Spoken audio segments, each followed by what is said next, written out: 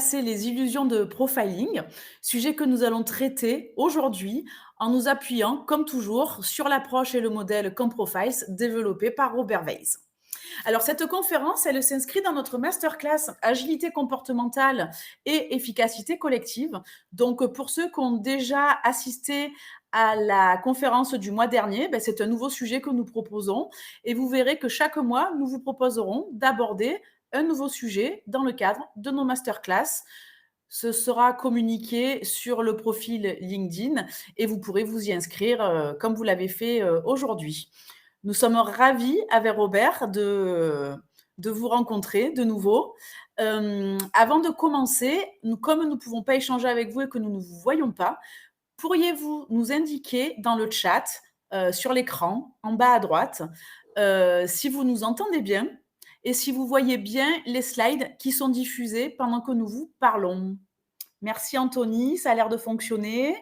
D'accord, merci Cilia, Sophie, bonjour, bonjour à tous. OK, bonjour, bonjour à tous. Tout est parfait. Donc, ça a l'air de fonctionner, ça a l'air de fonctionner pour tout le monde.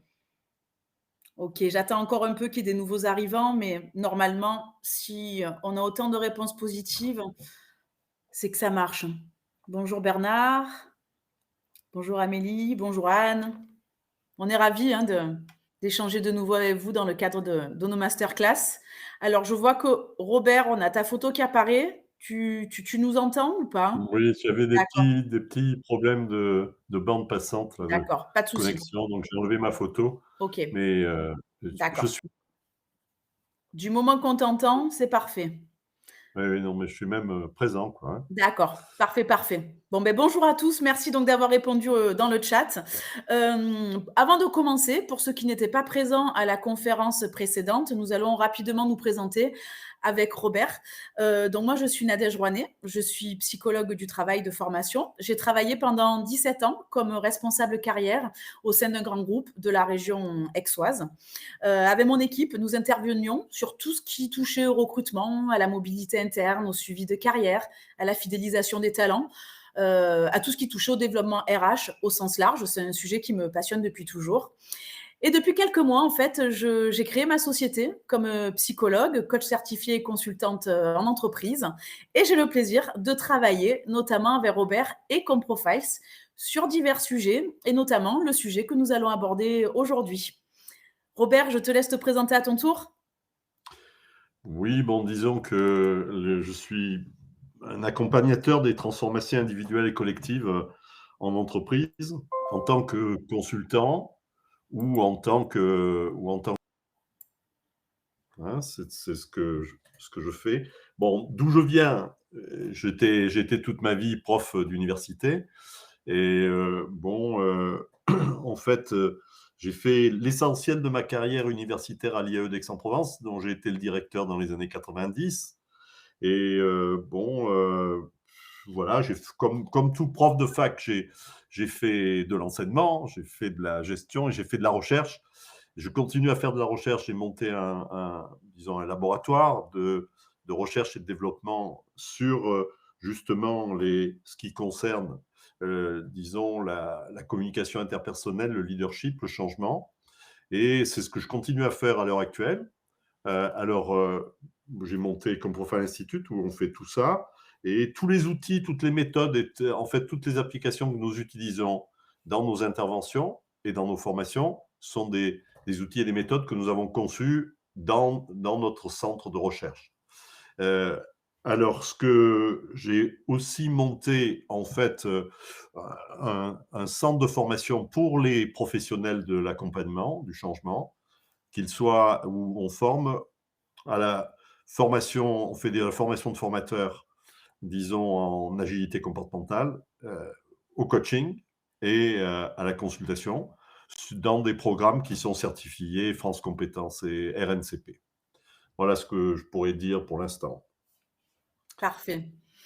Avant de commencer notre conférence et de rentrer dans les détails, nous souhaiterions connaître avec Robert, les problématiques qui vous occupent, en ce début d'année et notamment si vous pouviez nous indiquer dans le chat, vos activités respectives et les enjeux concernant les outils de profiling, la raison pour laquelle, vous êtes là aujourd'hui. Donc si vous pouviez indiquer dans le chat en écrivant rapidement, hein, le domaine d'activité dans lequel vous intervenez et vos problématiques en termes d'outils de profiling, d'utilisation, des outils de profiling que vous pouvez utiliser ou que vous souhaiteriez utiliser dans vos pratiques. Donc, est-ce que vous pouvez nous écrire ça dans le chat, en bas à droite, comme tout à l'heure pour le test du son. Au moins, nous essaierons d'intégrer et de prendre en considération vos retours dans le cadre de notre présentation. Alors, j'attends de voir si vous écrivez. Là, pour l'instant, il n'y a rien qui apparaît dans le chat. Pas besoin d'écrire quelque chose de trop long, hein. Juste votre domaine d'activité et vos attentes concernant les outils de profiling. Donc, Amélie, bonjour, donc consultante. Alors, attendez, parce que là, ça se déplace. Donc, hop, Amélie, consultante et formatrice en immobilier et gestion. Vous utilisez des méthodes. D'accord.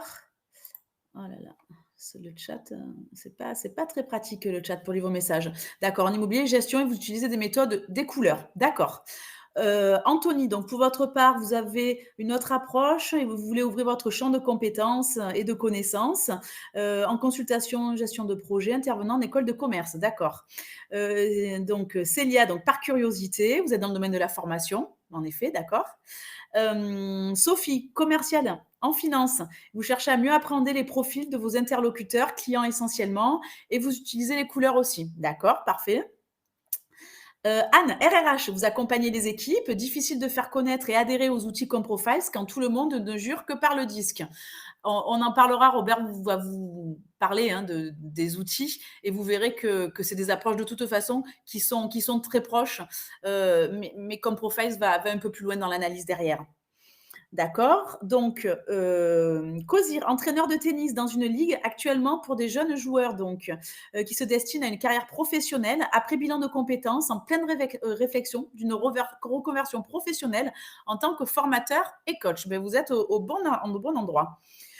Sophie, bonjour, coach et formatrice en soft skills. Vous utilisez les outils DISC et vous êtes intéressée par le sujet du jour. Parfait, bienvenue.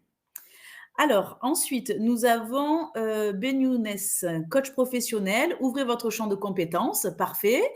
Lacroix Stéphanie, formatrice en accompagnement spécialisé aéronautique et équipe médicale, gestion du facteur humain pour la sécurité des vols et des soins. D'accord, d'accord. Bienvenue. Laetitia, consultante et formatrice, vous accompagnez les humains, les entrepreneurs, les managers avec leurs émotions, leur posture pour la cohésion d'équipe. Oui, c'est très intéressant donc dans ce champ-là d'utiliser des outils de profiling. L'analyse des profilings et les préjugés, on va les aborder, hein, bien évidemment. C'est pour ça qu'on a donné ce titre aussi à notre conférence. D'accord. Est-ce qu'il y a d'autres réactions, d'autres souhaits de partager? Déjà, merci hein, pour ceux qui ont répondu. Donc, on est vraiment dans le champ qu'on va aborder aujourd'hui hein, par rapport à vos problématiques évoquées. Angélique, consultante en évolution professionnelle, vous accompagnez des bilans de compétences, d'orientation scolaire. Vous voulez développer vos compétences en termes de profiling. Vous êtes au bon endroit. En tout cas, on va parler de ces notions et de tout ce qui se cache derrière hein, le profiling et surtout derrière l'utilisation. Philibert, consultante formatrice intéressée par le sujet du jour pour convaincre les clients qui ont des préjugés sur le profiling. Oui, en effet, c'est aussi notre rôle en tant qu'expert de rassurer les clients sur l'utilisation qu'on fait du profiling et de les interpeller sur comment on peut utiliser le profiling. Et c'est tout ce que va évoquer aujourd'hui Robert hein, dans cet échange. Bon, ben je pense qu'on peut commencer maintenant. Robert, est-ce que tu as une petite Non, j'ai un espoir, disons. C'est que sont des sceptiques et qu'ils pensent que le profiling, il y a un risque très fort de mettre des gens dans les cases. Eh ben, je leur dirais qu'ils ont raison et on va parler de ces choses-là parce que c'est un vrai danger ou une vraie impasse des méthodes de profiling. La réduction la simplification à outrance par les méthodes de profiling, à mon avis, est un grave danger qui nous guette dans l'utilisation qui est faite actuellement, quoi. Voilà. D'accord. On a Isabelle qui nous dit qu'elle a un cabinet de recrutement, qu'elle travaille seule, mais qu'elle travaille beaucoup sur la découverte de ses candidats au travers de la discussion, de l'échange et de l'utilisation parfois de tests de personnalité. Que malgré son expérience internationale de l'humain, elle avoue qu'il devient complexe de recruter. Plus que les candidats, ce sont les profils des entrepreneurs qui souvent faussent le jeu. Ouais, on va en parler ensemble. Donc, on va Oui. démarrer cette conférence sur les fausses idées et les limites du profiling selon Comprofiles.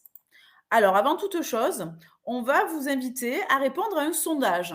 Qu'est-ce qui, selon vous, définit un profil? Vous pouvez répondre dans le chat, en bas à droite, en nous indiquant le numéro ou les numéros qui sont parlants pour vous. Donc, est-ce que c'est le profil psychologique d'une personne en 1? Est-ce que c'est le potentiel de réussite, de performance d'une personne en 2? En 3, ça serait l'adéquation d'une personne à un poste ou une profession.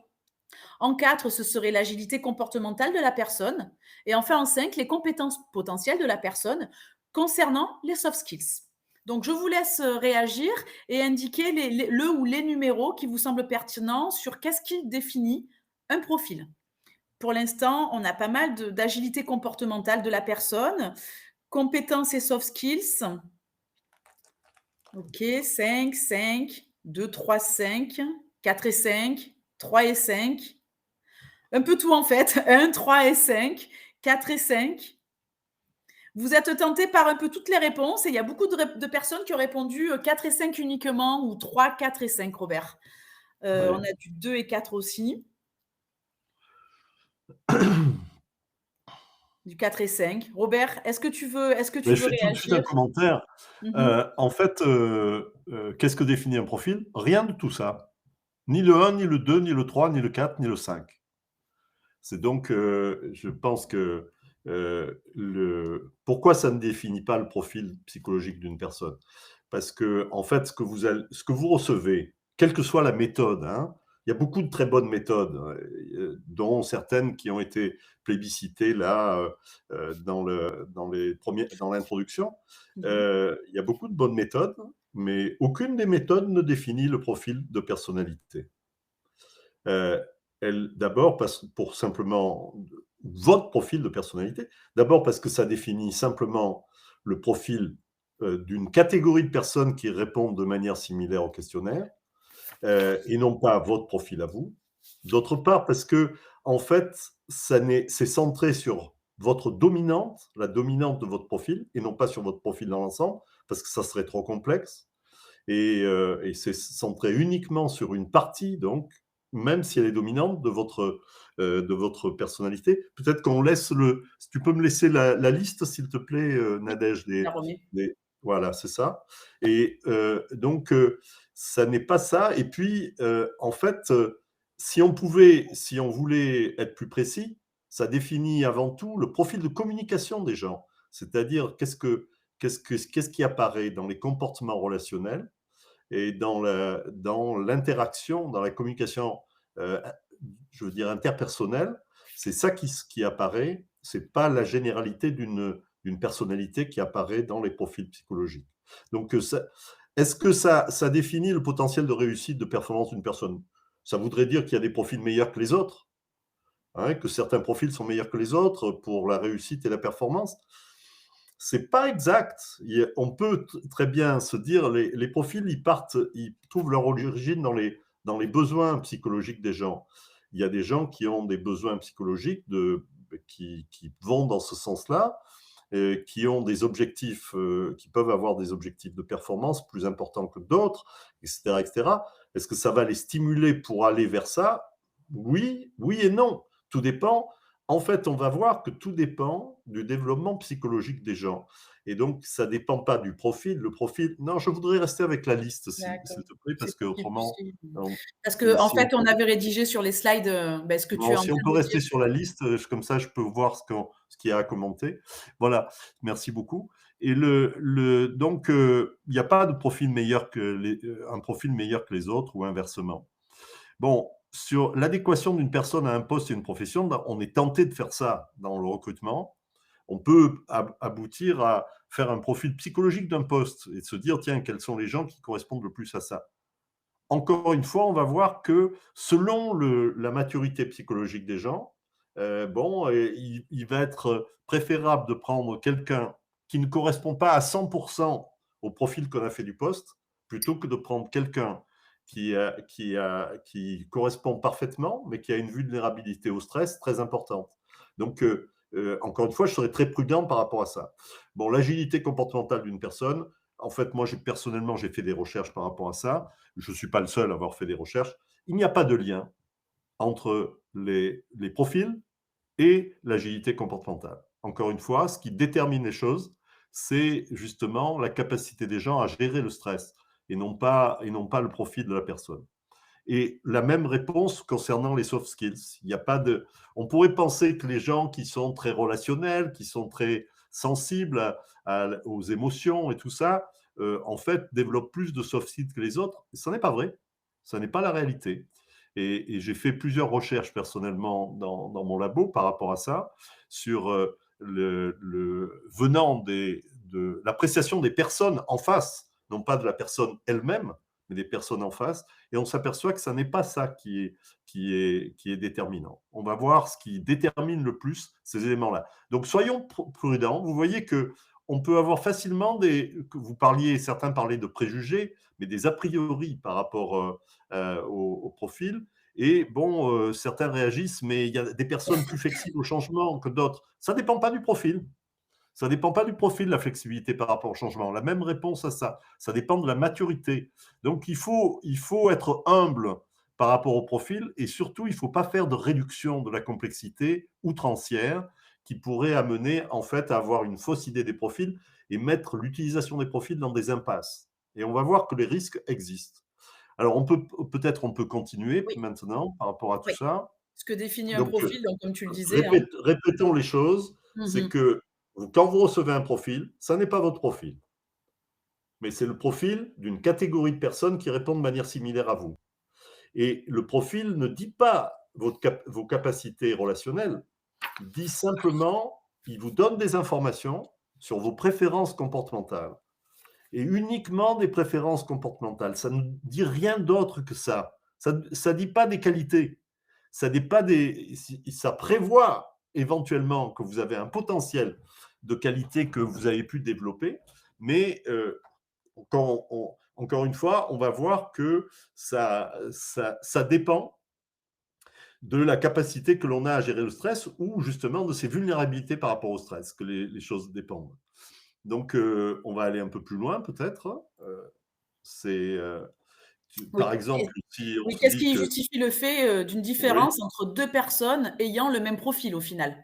ben, c'est ce qu'on constate tous les jours. Si on va avoir 2 personnes qui ont le même profil et une va être, une personne dont on pense qu'elle communique extrêmement bien et l'autre, qu'en fait, que c'est une personne qui pose des problèmes dans la communication.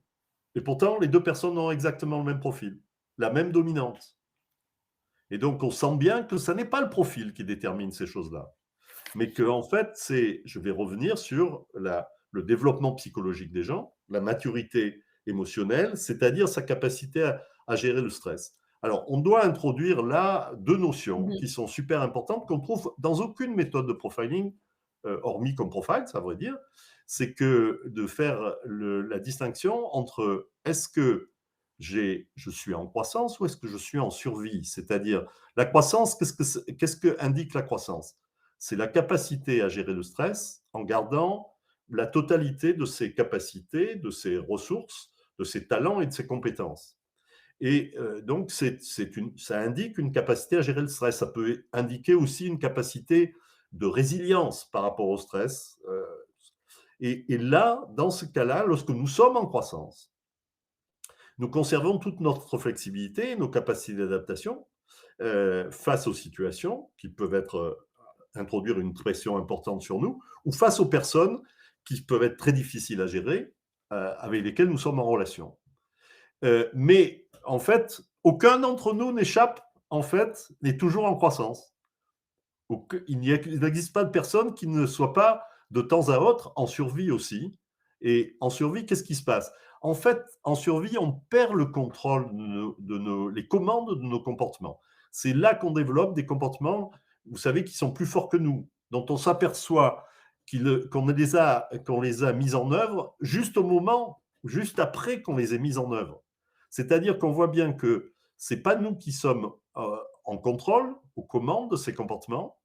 Alors, si dans une autre conférence, on verra comment ça se passe et on verra que en fait, ces comportements sont gouvernés par des peurs internes dont on n'est pas conscient au moment où ça se passe, dont on peut prendre conscience, mais dont on n'est pas conscience, on n'a pas conscience au moment où ça se passe.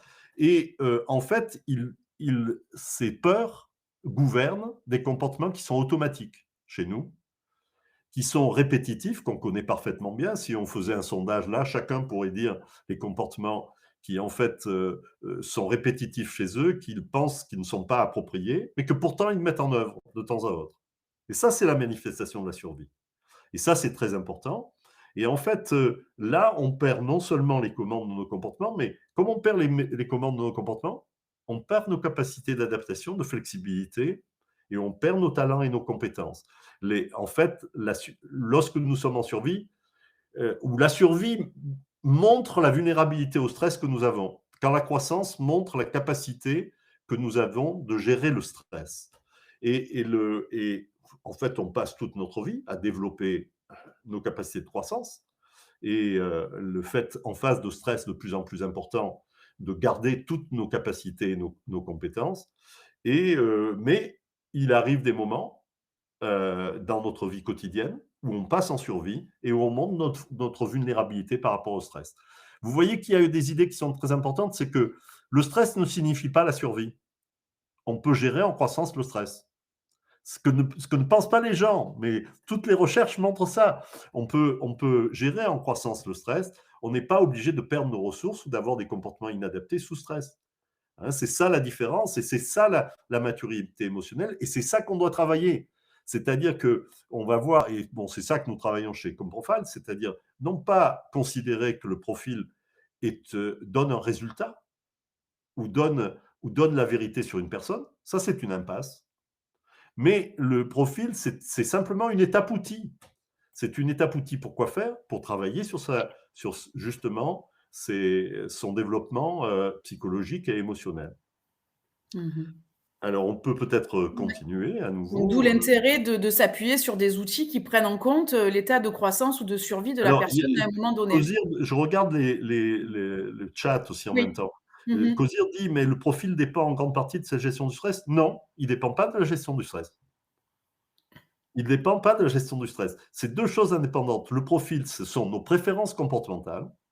Ça veut dire, notre profil correspond à notre hiérarchie des besoins psychologiques. Et notre gestion du stress dépend de notre développement psychologique et émotionnel qui nous donne des capacités ou qui indiquent des vulnérabilités par rapport à la gestion du stress. Donc, il n'y a pas une correspondance entre le profil et la capacité de gestion du stress. C'est deux choses Mmh mh. indépendantes. C'est pour ça que deux personnes qui ont le même profil vont nous apparaître complètement différentes, l'une développée et l'autre pas du tout développée. Mmh mh. Alors, bon, Nathalie dit, je crois que c'est Nathalie Lacroix, c'est ça? Mmh La mh. vulnérabilité au stress n'est jamais la même au quotidien. Oui, vous avez raison. Hein, selon les difficultés que l'on a et tout ça, selon que les personnes qui sont en face de nous, selon les challenges que nous avons à relever et les situations que nous avons à gérer, notre vulnérabilité au stress peut changer. Il y a des Mmh gens mh. qui, par exemple, passent facilement sous stress quand ils doivent prendre la parole en public. C'est vraiment bon, quelque chose qui est le plus commun hein, parmi les vulnérabilités que l'on a et qui peuvent passer en survie par rapport à ça. Il y en a d'autres qui n'éprouvent pas cette difficulté-là. Et bon, et ainsi de suite. Il y a des gens qui, par rapport à la prise de décision, sont en difficulté. Il y en a d'autres qui ne sont pas en difficulté par rapport à la prise de décision, qui auraient une autre difficulté, c'est de prendre assez d'informations pour prendre leur décision, de ne pas prendre la décision trop vite, par exemple, et ainsi de suite. Donc, il va falloir rentrer dans le détail, dans ce qui fait vraiment le cœur, qui est au cœur de la maturité émotionnelle.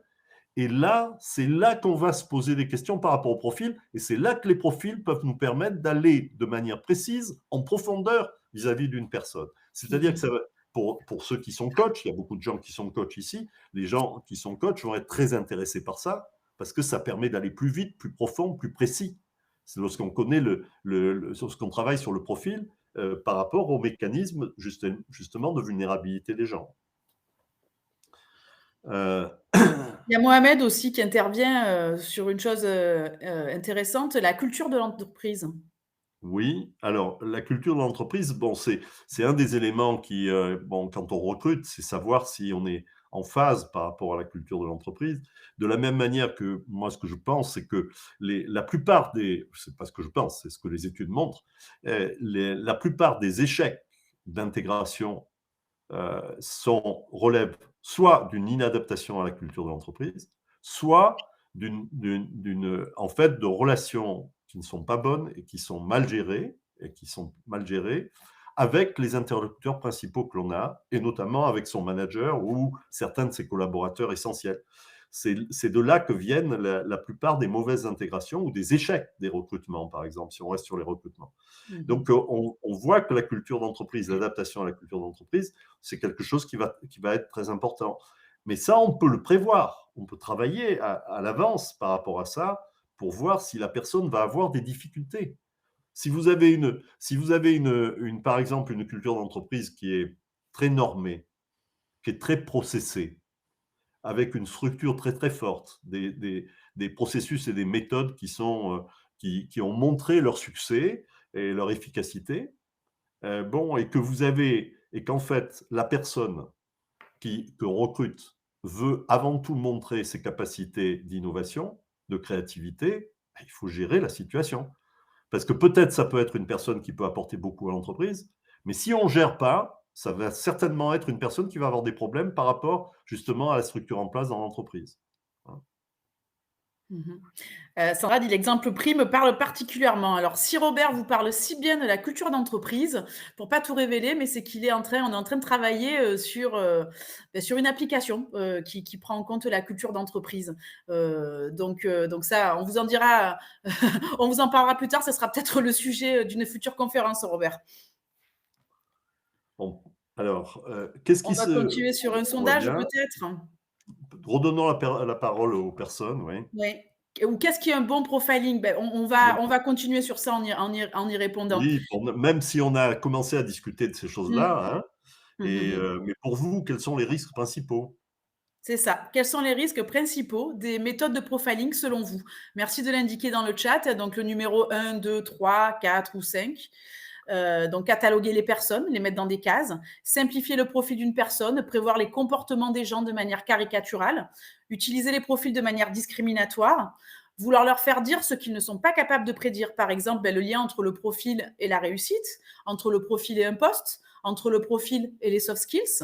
Et enfin, les tests ne sont pas toujours fiables ni validés scientifiquement. Donc, on a beaucoup de personnes qui nous répondent, toutes, tous, Tous, ils ont tous les raison. numéros, et vous Hein, avez 1, 2, bien 3, 4, raison. 5, vous avez raison. Et peut-être dans votre expérience, vous avez vu des éléments qui dominaient, 2 et en Mmh. conséquence 4. Mmh. Oui, alors je pense que je vais prendre celui-là, je réagis sur celui-là. 2 et en conséquence 4. C'est que la simplification moi, je veux dire, me rend atterré quand je vois qu'on dit telle personne a telle couleur, donc cette personne est comme ça et comme ça et comme ça. C'est-à-dire cette réduction de la complexité complète et qui vise à réduire une personne à, sa, à, sa- à ses préférences comportementales, bon, c'est terrible, c'est une impasse absolue. Et en fait, les profils, ça a quelque chose de fascinant. À partir du moment où on connaît le profil de quelqu'un, on a l'impression d'avoir une connaissance incroyable et d'avoir comme une longueur d'avance sur la personne. Mais en fait, on a une longueur d'avance dans l'erreur, surtout. Parce que la personne ne peut pas être réduite à ça. Parce que, encore une fois, la personne, bon, elle va montrer certains comportements en survie, certains comportements Mmh. en croissance, et ça dépend de quoi?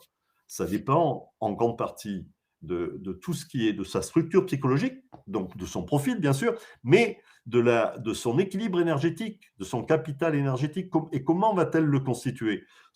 Est-ce que les circonstances permettent à la personne de satisfaire ses besoins psychologiques et donc d'échanger de l'énergie positive avec les autres ou pas. Et dans certaines circonstances, oui, dans d'autres, non. Et puis ça dépend du développement, évidemment, comme on l'a dit précédemment. C'est-à-dire que cette personne sait comment euh, échanger avec les autres, être en relation avec les autres en étant en croissance.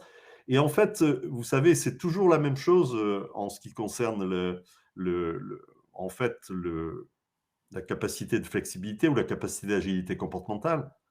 On s'aperçoit que ceux qui savent déjà tout un ensemble de choses, et on va voir, on va prendre des exemples précis, qui savent tout un ensemble de choses, en fait, sont ceux qui ont le plus de facilité à rester en croissance ou à le plus de facilité pour accompagner les gens depuis la survie vers la croissance. Et on s'aperçoit que dans la communication, en fait, tout dépend des échanges d'énergie émotionnelle avec les autres. Et comme dans toute économie d'échange, en fait, on s'aperçoit que les pauvres s'enrichissent, les pauvres s'appauvrissent et les riches s'enrichissent. Donc, en fait, tout dépend de... Plus on est développé, plus on est en croissance. Et plus on est en croissance, plus on est en croissance. Moins on est développé, plus on est en survie. Et plus on est en survie, plus on est en survie. Et la grande différence, c'est que les gens qui sont vulnérables au stress et qui vont en survie, en général, sont centrés complètement sur eux-mêmes, n'ont pas d'ouverture aux autres, n'ont pas une vision du monde et un état d'esprit qui est ouvert vers l'extérieur ou qui donne la priorité aux autres dans la relation. Ils donnent la priorité à eux-mêmes. Dès que quelqu'un donne la priorité à soi-même, à soi dans la relation avec les autres, dans la gestion de situation, à ce moment-là, cette personne a ouvert les portes de la survie pour elle-même. Et bon, il va poser des problèmes relationnels aux autres. Donc ça, c'est des choses qui se travaillent complètement. Tout dépend de l'ouverture ou de la fermeture qu'on a aux autres. Tout dépend de la capacité que l'on a de gérer le stress. Et puis d'accompagner les autres dans la gestion du stress. Parce que vous voyez, les principes de base vont bien au-delà du profil. Le profil, ça n'est qu'une approche, c'est qu'une étape dans quelque chose et des informations qu'on va utiliser ensuite. Les méthodes de profiling ne sont pas un problème. C'est l'utilisation qu'on en fait qui est problématique. Et l'utilisation qu'on en fait qui est problématique, c'est la simplification à outrance, c'est de vouloir cataloguer les gens, c'est de penser que l'on connaît les gens à l'avance parce qu'on connaît leur profil. Tout ça, en fait, c'est simplement des freins, je veux dire, à la qualité relationnelle. Et l'utilisation que l'on fait à l'heure actuelle des profils, souvent va dans ce sens-là. La commercialisation à outrance des industriels du profil va dans ce sens-là. Faire croire aux gens qu'ils vont en savoir beaucoup plus sur l'autre parce qu'ils connaissent leur profil. Et en fait, bon, c'est pas le cas. Alors, Mmh. Prenons un exemple. Si on veut avoir une bonne utilisation, par exemple, des profils, parce qu'il y a une bonne utilisation des profils, et elle vient dans le fait elle part disons, d'état d'esprit, d'humilité, et non pas de prétention, et puis de la capacité que l'on a à se centrer sur l'autre, de donner la priorité à l'autre dans la relation. C'est ça qui est le plus important. Alors, peut-être qu'on va prendre Oui, un on avait exemple. prévu un petit sondage Oui, pour ça vous peut faire être sur le participer. recrutement parce que dans la Oui, première conférence, on oui, a voilà, oui, tout à bon, fait. allez, Selon oui, faisons le quels sont sondage les et je commenterai le sondage, oui, tout à ouais, fait. quels sont les intérêts selon vous donc des outils de profiling lors d'un recrutement? Le 1, avoir un outil complémentaire au CV et à l'entretien de recrutement pour vos décisions d'embauche. Le 2, être plus objectif lors d'un recrutement. Il permet de mettre en lumière la personnalité du candidat, son mode de fonctionnement. Le 3, s'assurer de la compatibilité de la personne avec l'entreprise, avec l'équipe. Le 4, s'appuyer sur des outils fiables afin d'accompagner le développement et l'évolution de carrière des collaborateurs en entreprise. Et enfin, le 5, individualiser la manière de manager et de motiver les collaborateurs. Donc, on a le 4, le 5, Mohamed le 1, Anthony 1 à 5, Angélique 4 et 5, Laetitia la 1. Souvent, les intérêts des outils divergent en fonction de l'utilisation que l'on en fait. Hein. Sandra la 2 et la 3, Isabelle la 5. Pour répondre à Célia sur la question de tout à l'heure, si vous souhaitez, qu'on vous envoie les slides, n'hésitez pas à nous écrire des messages, privés sur LinkedIn pour qu'on puisse vous les envoyer en retour. Donc OK. Sandra, la 2 et la 3. Alors, s'appuyer Mmh. sur des outils fiables, ça revient très souvent. Mmh mh. Il y a beaucoup, beaucoup de méthodes de profiling. Il y en a Oui. des très bonnes, et qui réussissent pas pour rien, c'est parce qu'elles sont très bien faites. Et la plupart des bonnes méthodes sont validées scientifiquement. Il y a énormément de méthodes de profiling qui ne sont pas du tout validées au plan statistique. Et en fait, ou qui sont un peu le produit de l'intuition, quelquefois géniale de ces auteurs, ou quoi que ce soit. Mais en fait, je pense qu'on ne peut pas fonctionner sans valider scientifiquement les méthodes de profiling. Peut-être c'est mon côté universitaire, hein, chercheur qui prend le dessus là, mais autrement, on est dans ce que j'ai eu au téléphone un certain nombre d'entre vous, pour préparer cette conférence, et les gens me disaient, mais oui, mais moi, j'ai l'impression que je me projette, que je suis très subjectif dans ma manière de lire la personnalité de l'autre, etc., etc. Bon, on veut se garder de ça. Donc, à quoi servent les outils? C'est justement de s'outiller pour ne pas être trop subjectif, parce qu'on va l'être subjectif. On va préférer quelqu'un qui nous correspond, qui nous parle plus facilement.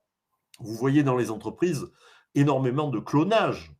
Hein, moi, dans toutes les entreprises dans lesquelles je vais, je vois il y a un prototype des directeurs qui ont à peu près très souvent le même profil, tout simplement parce qu'il y a un phénomène de reproduction à l'identique par les méthodes de recrutement et par le fait on ne se donne pas les capacités de diversifier les recrutements, et ensuite de donner la possibilité à des profils qui ne sont pas les profils dominants de l'entreprise de monter dans la hiérarchie. Bon, ça, on pourrait en discuter beaucoup, mais c'est ce qu'on constate. Et je voudrais revenir sur d'autres points aussi. Il y a quelqu'un, Kozir dit, étant dans le milieu sportif, Mmh mh. moi aussi j'étais sportif de compétition pendant 20 ans au basket, donc c'est un domaine qui me parle. Et vous dites, je connais très bien l'expression en croissance et en survie. Bon, c'est possible. Je confirme aussi que l'on peut être en croissance sous stress. On est d'accord. Mmh mh. Beaucoup sont bien meilleurs sous stress. Alors, vous voyez qu'il y a plusieurs choses qu'il faut commenter là. D'abord, les grands sportifs, ceux qui donnent des résultats dans la compétition, sont des gens qui gèrent mieux le stress que les autres. Maintenant, il y a un autre facteur, c'est qu'il faut faire la différenciation. Le stress, qu'est-ce que le stress fait? Le stress, en fait, c'est la résultante d'un déficit de ressources. Et en fait, quand on gère bien le stress, même quand on a l'impression d'avoir un déficit de ressources, on est capable de mobiliser nos ressources, c'est-à-dire, par exemple, notre énergie émotionnelle. Et c'est sous les challenges, dans une situation de challenge, de Mmh. compétition et tout ça, certains champions, par exemple, quel que soit le niveau du champion, hein, sont capables de mobiliser complètement leurs ressources et en fait se transcendent en situation. Ça, c'est que ces personnes-là, en fait, ont une capacité de gérer le stress qui est importante. Jusqu'à un certain niveau, et vous voyez des personnes jusqu'à un certain niveau qui plafonnent complètement, à un certain niveau, perdent leur capacité et commencent à rentrer dans leurs points faibles et dans leurs défauts. Moi, j'ai fait du basket pendant 20 ans. Il y a des gens qui. Le basket, c'est un sport à la fois très athlétique, mais un sport d'adresse. Il y a des gens qui vont perdre la confiance en eux, qui vont perdre leur adresse quand le stress augmente. Tout le monde peut être sensible à ça. Et vous voyez que les gens vont rentrer dans en fait les points faibles qui reflètent leur profil lorsqu'ils vont en survie. Donc il y a deux niveaux de stress. Il y a le stress qui nous fait mobiliser nos ressources et en fait hausser notre niveau de compétence ou de performance. Et au-delà de ce stress-là, à ce moment-là, de la même manière que quelqu'un en entreprise sur quelque chose de durable va rentrer dans des processus de burn-out, le sportif, il va perdre ses moyens. Et ça, j'imagine que Cosier, vous avez constaté ces choses-là. Alors, je ne partage pas votre avis sur le disque. Je n'ai pas dit mon avis sur le disque. J'ai dit sur les méthodes. Je pense que le disque, c'est une bonne méthode, que l'utilisation qui est faite du disque m'atterre quelquefois. Voilà ce que je dirais.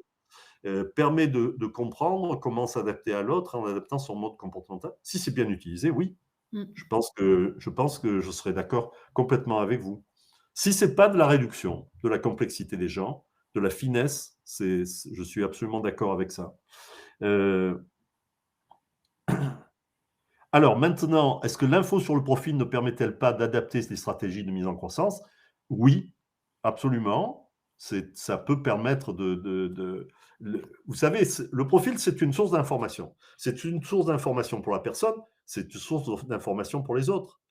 Si on utilise cette information de manière, non pas, je veux dire, en pensant qu'on détient la vérité et qu'on va l'appliquer de manière rigide, mais souple et en regardant ce que la réaction de la personne.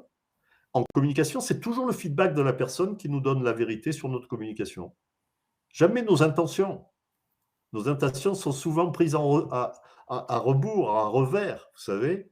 On peut se dire, tiens, lui, il a besoin de considération, je vais lui donner de la considération. Si tout d'un coup, ça n'apparaît pas authentique et sincère à la personne, vous allez perdre la personne complètement.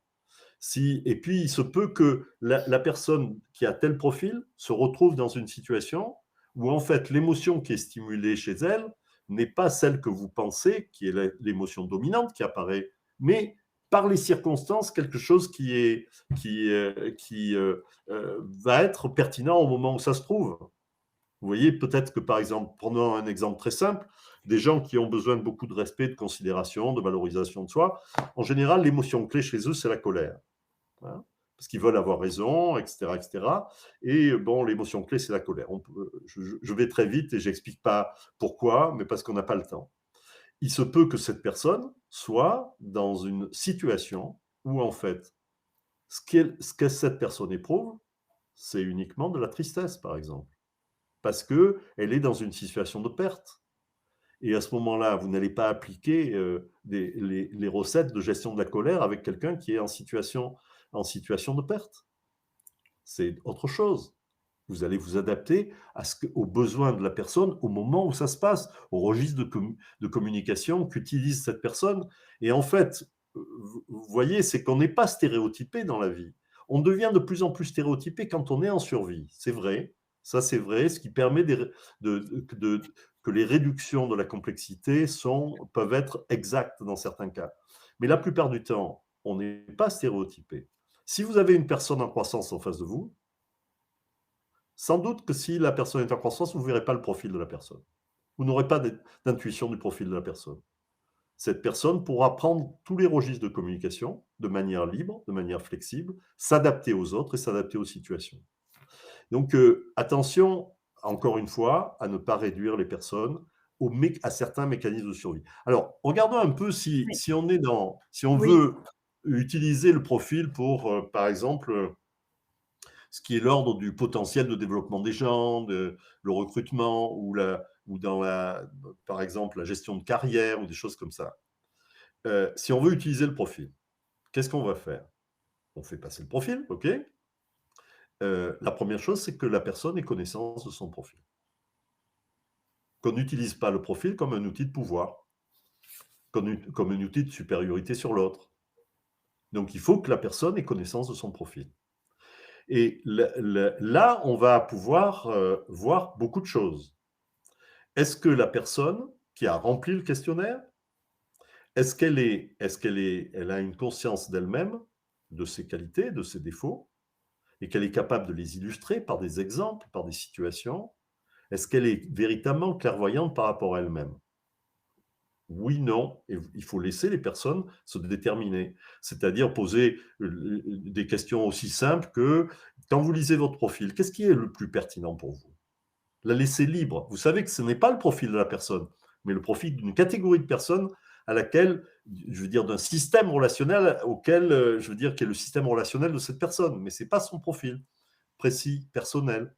Donc, vous allez juger si la personne est lucide ou pas. Évidemment, si une personne vous dit: «Mais je ne me reconnais pas du tout là-dedans», c'est elle qui a répondu au questionnaire. Si la méthode est une méthode qui est validée scientifiquement, ça indique des choses. Pourquoi la personne ne se reconnaît pas? comment a-t-elle rempli le questionnaire? Pour donner une certaine idée d'elle-même? Ou là, dans l'entretien, veut-elle donner une certaine idée d'elle-même? Ça va vous donner des informations.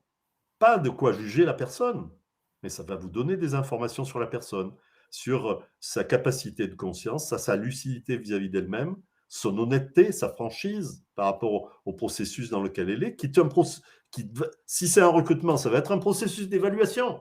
Donc, comment elle est capable de gérer cette situation d'évaluation à son avantage, en montrant sa capacité de prise de distance par rapport à elle-même, sa capacité de mise en perspective par rapport à elle-même. Et donc, ça, c'est une chose. Mais l'essentiel du profil, là, la meilleure utilisation, c'est pas uniquement sur la personne elle-même, c'est sur ce que la capacité, je veux dire, disons, l'impact que cette personne, avec son profil, lorsqu'elle met en place ses préférences comportementales, quel est l'impact qu'elle a sur les autres? Et là, est-ce que la personne est consciente quand elle exprime ses émotions, de l'impact qu'elle a sur les autres? Quand elle privilégie les choses qui sont les plus importantes pour elle, qui correspondent à son système de valeurs, je veux dire, les éléments de son système de valeurs qui sont les plus développés, quel est l'impact que ça a sur l'autre? Est-ce que la personne en est consciente ou pas? Là, vous allez avoir un autre élément de développement de la personne.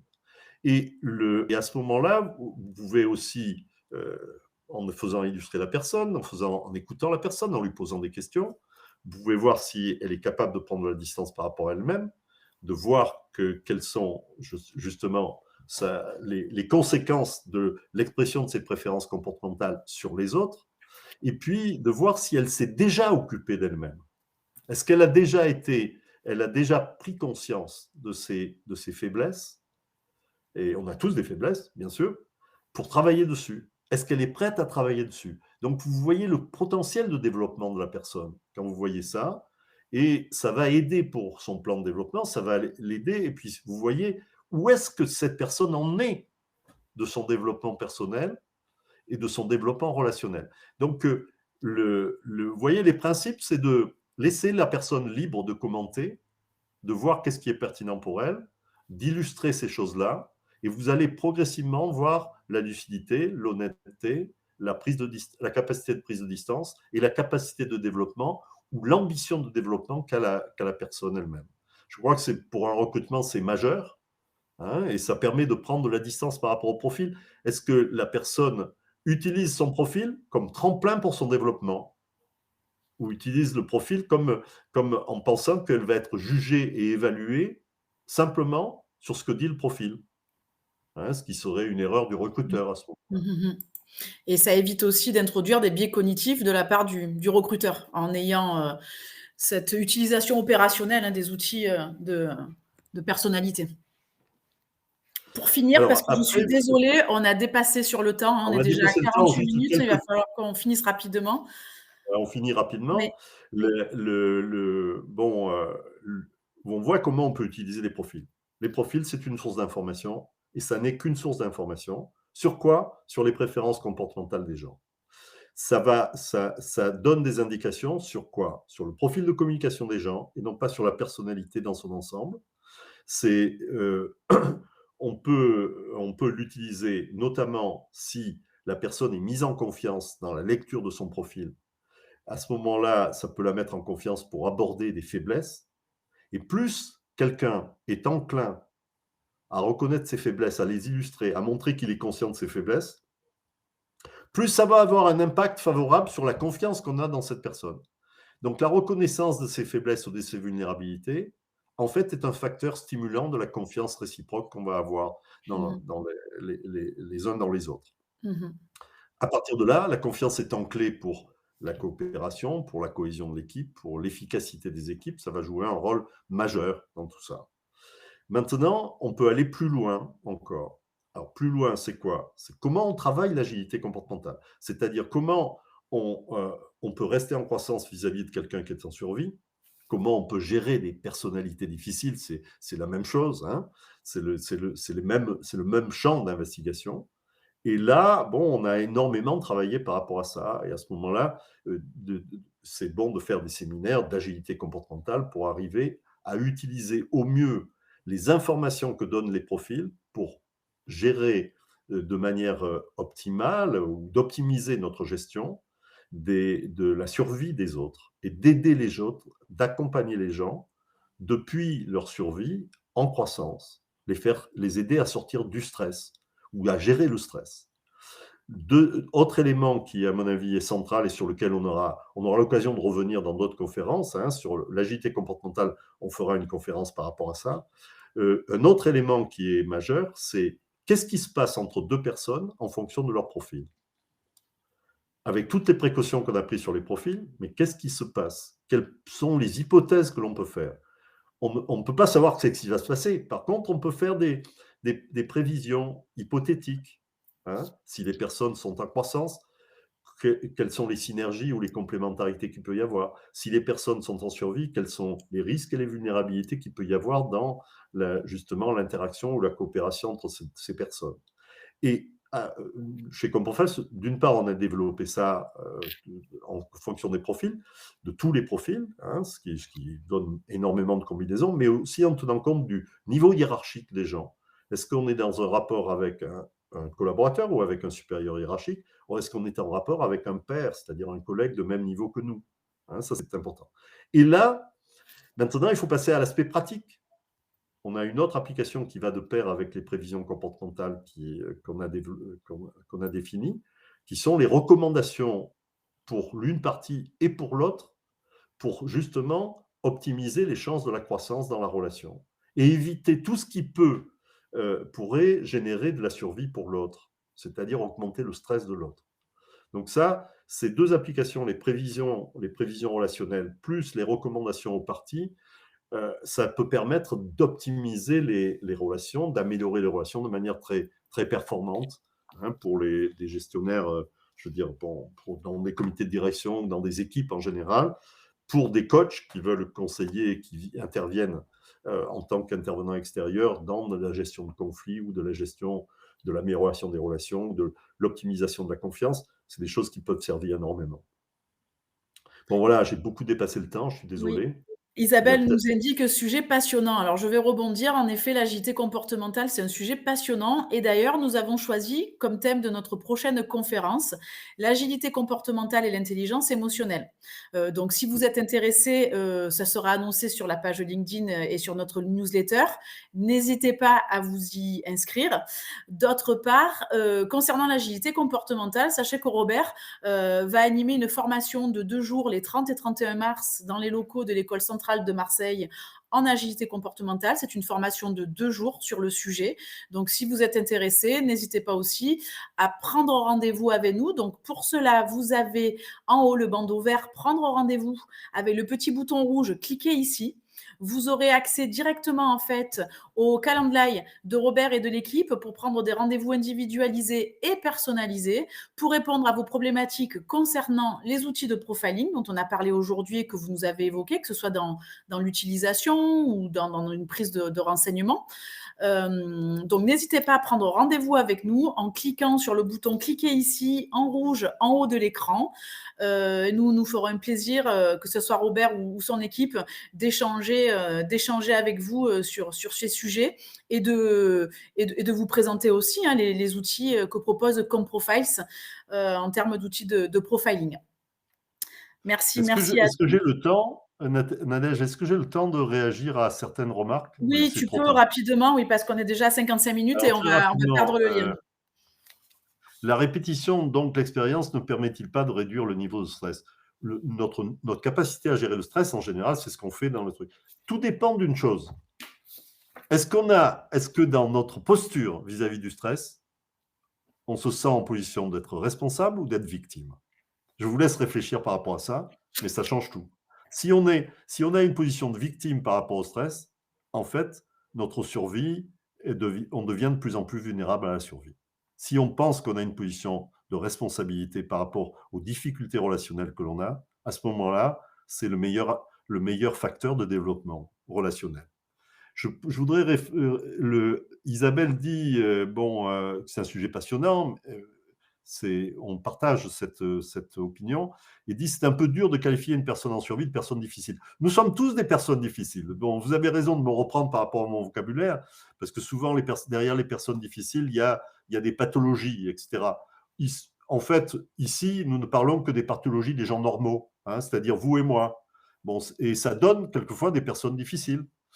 Je pense que si on regarde comment on fonctionne les uns les autres, moi, je pense que je suis difficile de temps à autre, hein. Et Isabelle, je ne vous connais pas, mais je présume que vous devez être difficile pour certaines personnes de temps à autre. Quand on est en survie, on est très difficile. On pose des problèmes relationnels aux gens. Et personne d'entre nous n'échappe à la survie, hein. C'est ça qu'il faut voir, hein. C'est ça qui peut nous donner un peu plus d'humilité, vous savez, dans les situations. C'est qu'en fait, personne n'échappe au mécanisme de survie. Donc, soyons tolérants par rapport aux autres. En général, quand les gens sont en survie, c'est qu'ils appellent à l'aide. Donc, regardons, quand quelqu'un nous pose des problèmes relationnels, quel est l'appel à l'aide que fait cette personne? Et à ce moment-là, très souvent, l'éventail des possibles s'ouvre. Bon, je n'abuse pas de votre temps. Je vous remercie de votre attention, de vos questions et de vos réactions. Ben, je vous dis à bientôt parce qu'on va continuer ce cycle et vous voyez qu'on est dans un domaine qui est tellement riche, tellement ouvert, qu'on peut développer beaucoup de compétences à partir de là et de sujets de développement. C'est ce qu'on va essayer de faire dans les prochaines conférences. On va en faire une par mois pendant un certain temps pour aborder, pour non pas donner un équipement parce que ça nécessiterait des formations, mais au moins sensibiliser les gens qui sont intéressés ou qui se posent des questions à tout un ensemble de sujets qui ont rapport finalement à comment améliorer notre communication interpersonnelle, nos relations avec les autres, la confiance, la coopération et l'efficacité collective. Parfait. Bon, on va en finir Merci, là. au On vous revoir. remercie d'avoir participé à cette conférence et on vous dit à très bientôt. Passez une bonne après-midi. Au revoir.